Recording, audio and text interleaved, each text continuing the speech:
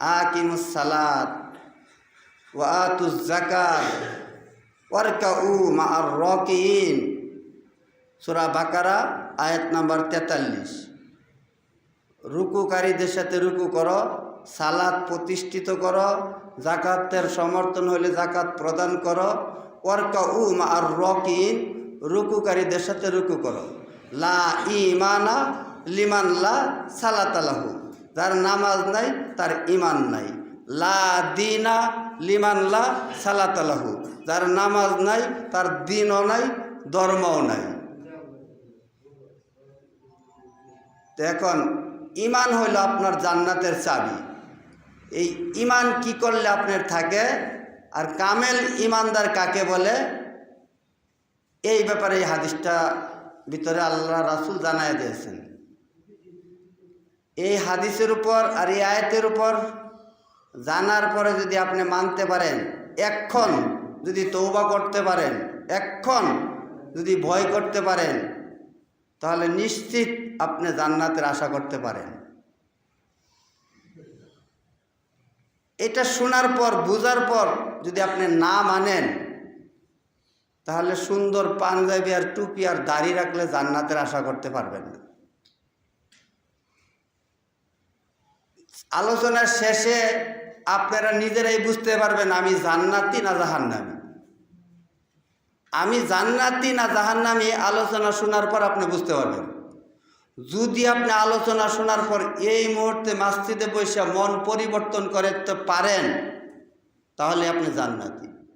আর যদি পরিবর্তন না করতে পারেন, তাহলে লেবাস দিয়ে আপনি জান্নাতে যাইতে পারবেন না। এটা হলো ধোঁকাবাজ।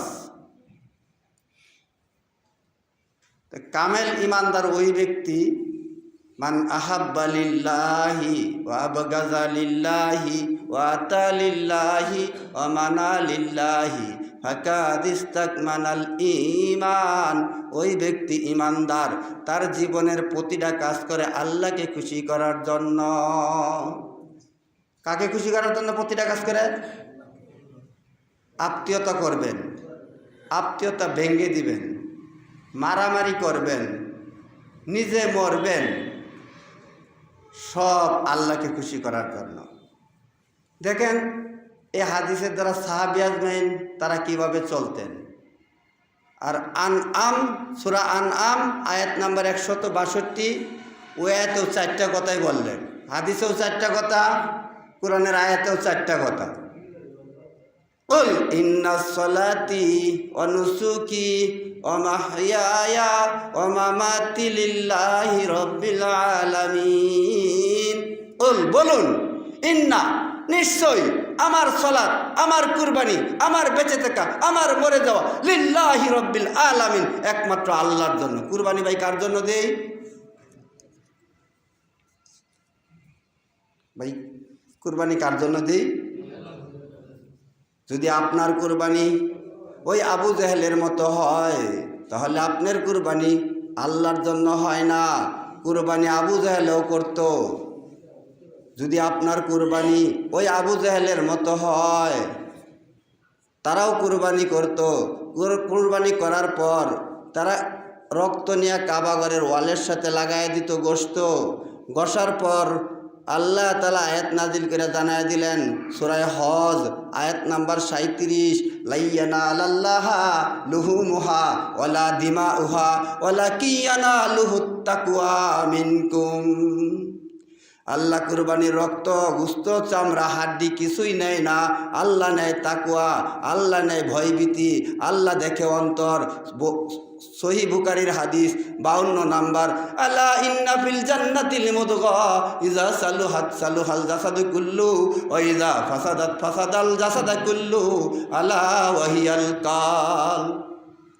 আপনি যে এত সুন্দর গরু কুরবানি দিলেন, আল্লাহকে খুশি করার জন্য দিলেন না প্রতিবেশীকে খুশি করার জন্য দিলেন না মানুষকে খুশি করার জন্য দিলেন? অন্তরের খবর কে রাখে ভাই? সূরা মুলুক আয়াত নাম্বার 13, ইন্নাহু আলিমুম বিজাতিস সুদূর। আল্লাহ বান্দার অন্তরের খবর রাখেন। আপনি যে গরু কুরবানি দিলেন, প্রতিবেশীকে খুশি করার জন্য দিলেন না স্ত্রী পুত্র ছেলে মেয়ে জামাই খুশি করার জন্য দিলেন? আর না আল্লাহকে খুশি করার জন্য দিলেন, এটা আল্লাহ জানেন। পৃথিবীর কেউ যেটা জানে না সেটা জানে আল্লাহ, পৃথিবীর কেউ যেটা দেখে না সেইটা দেখে আল্লাহ। সালাত যে আদায় করলেন, সালাতটা যে আল্লাহর জন্য হয়, তার সালাতটা আল্লাহর জন্য হয়। যার সালাতটা 5 ওয়াক্ত ঠিক মতো আদায় করে তার সালাতটা আল্লাহর জন্য হয়। যার সালাতটা মাঝে মাঝে হিসাবে পড়ে না তার আল্লাহর জন্য। একটা উদাহরণ দিই ছোট্ট। আপনাদের মসজিদের ইমাম সাহেব 35,000 টাকা হারাইছে। এখন আপনাদের এলাকার কেউ পাইছে, পাওয়ার পরে আরেকজনেও টাকা হারাইছে, সেটাও একজনে পাইছে। পাওয়ার পরে এখন আপনারা ঘোষণা দিলেন ইমাম সাহেবের 35,000 টাকা হারাইছে। এখন এক ব্যক্তি কয় আমি টাকা পাইছি, সে টাকার ব্যাগটা নিয়ে আসছে, আসার পরে খুলছে, খোলার পরে দেখে এখানে মাত্র কয়েক হাজার টাকা, 35,000 না, ধরেন 30,000 আছে, 5,000 নাই, ধরেন 34,000 আছে, 1,000 নাই। আপনারা জানা থাকলে বলেন তো দেখি ওই ব্যাগটা কি ওই ইমাম সাহেবের? 2-1 জনে মনে হয় বুঝে কথা। এখন ওই ব্যাগে আছে 34,000 টাকা। এখন আপনারা এলান দেওয়ার পর ওই ব্যাগ নিয়ে আসছে, টাকার সাথে মিল নাই। এখন আপনি বললেন ওটা ইমাম সাহেবের না, যদিও ইমাম সাহেবের না, আপনি দিবেন না, ইমাম সাহেবও চাইতে পারবে না। ইমাম সাহেব বলবে যে না আমার ব্যাগে 35,000-ই আছে। তা আল্লাহর জন্য যে সালাত আদায় করে তার হচ্ছে দৈনিক 5 ওয়াক্ত, 7 দিনে ভাই কয় ওয়াক্ত? 35 ওয়াক্ত। আমাদের এলাকায় কিছু মানুষ আছে 7 দিনে 1 ওয়াক্ত পড়ে। আমি যেই মসজিদে খুতবা দেই এদেরকেও বলি, আপনি কি আল্লাহর জন্য সালাত আদায় করতে আসছেন, না শয়তানকে খুশি করার জন্য আসছেন, না সামাজিক মানুষকে খুশি করার জন্য আসছেন? যে শুক্রবার দিন যদি জুম্বায় না যায় মল্লেতে মাটি দিত না, এই উদ্দেশ্য আসছেন?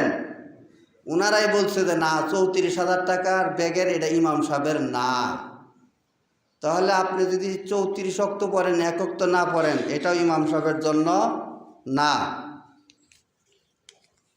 তাহলে আপনার 35 ওয়াক্ত যদি আদায় করেন তাহলে এটা আল্লাহর জন্য।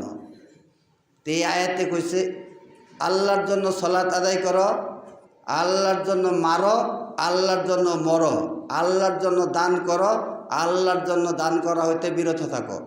হাদিসের দ্বারা 4টা কথা বুঝাইলেন, কোরআনের আয়াতের দ্বারাও 4টা কথা বুঝাইলেন। কামেল ইমানদার যদি আপনি হইতে চান, কামেল ইমানদার কে? যে ব্যক্তি হাদিসটার উপর আমল করব সেই কামেল ইমানদার। মান আহাব্বা লিল্লাহি ওয়া আবগাযা লিল্লাহি ওয়া আতা লিল্লাহি ওয়া মানা লিল্লাহি ফাকাদ ইসতাকমানাল ঈমান। ওই ব্যক্তি কামেল ইমানদার, যে ব্যক্তি আল্লাহকে খুশি করার জন্য আত্মীয়তা বন্ধুত্ব করে, যে ব্যক্তি আল্লাহকে খুশি করার জন্য আত্মীয়তা বন্ধুত্ব ভেঙে দেয়, যে ব্যক্তি আল্লাহকে খুশি করার জন্য দান করে, যে ব্যক্তি আল্লাহকে খুশি করার জন্য দান করা হইতে বিরত থাকে, ফাকাদ ইসতাকমানাল ঈমান। এই হাদিসের দ্বারা দান করতে নিষেধ করলেন। যেই জায়গায় গান করে সেই জায়গায় মানুষ দান করে, করে কি করে না ভাই? যেই জায়গায় গান করে সেই জায়গায় মানুষ দান করে, সেই জায়গায় দান করতে নিষেধ করলেন। যদি আপনি সেই জায়গায় দান করা হইতে বিরত থাকেন, ফাকাদ ইসতাকমানাল ঈমান, তাহলে আপনি ইমানদার। যেই জায়গায় গান করে সেই জায়গায় যদি মানুষ দান করে সে ইমানদার হাদিসের মধ্যে পড়ে না। মান বানা লিল্লাহি মাসজিদান বানাল্লাহু লাহু বাইতান ফিল জান্নাহ। যে ব্যক্তি মসজিদ নির্মাণ করার জন্য দান করে তার জন্য আল্লাহ তাআলা বললেন জান্নাতে ঘর নির্মাণ করে। বলি সুবহানাল্লাহ। মসজিদ মাদ্রাসায় দান করতে বললেন, মসজিদ মাদ্রাসায় দান করতে বললেন, গান বাজনায় দান করতে নিষেধ করলেন। কিছু মানুষ গান বাজনায় দান করে, যারা গান বাজনায় দান করলো হাদিসের সাথে মিলে না, তারা ইমানদার। তাহলে হাদিসের দ্বারা 4টা কইছে। দেখেন আপনি যদি এই 4টা করেন কামেল ইমানদার দাবি করতে পারেন, সন্দেহ নাই। মান আহাব্বা লিল্লাহ, তুমি তোমার জীবনের প্রতিটা কাজ করবা আল্লাহকে খুশি করার জন্য। সূরা জারিয়া আয়াত নাম্বার 56, ওমা খলাকতুল জিন্না ওয়াল ইনস ইল্লা লিয়াবুদুন, মানুষ এবং জিন জাতকে আমি আল্লাহ তাআলা সৃষ্টি করছি আমার ইবাদত করার জন্য, আমার গোলামি করার জন্য। আপনি তো আল্লাহর ইবাদত করেন না, আল্লাহর গোলামি করেন না, আপনি তো শয়তানের গোলামি করেন। শয়তান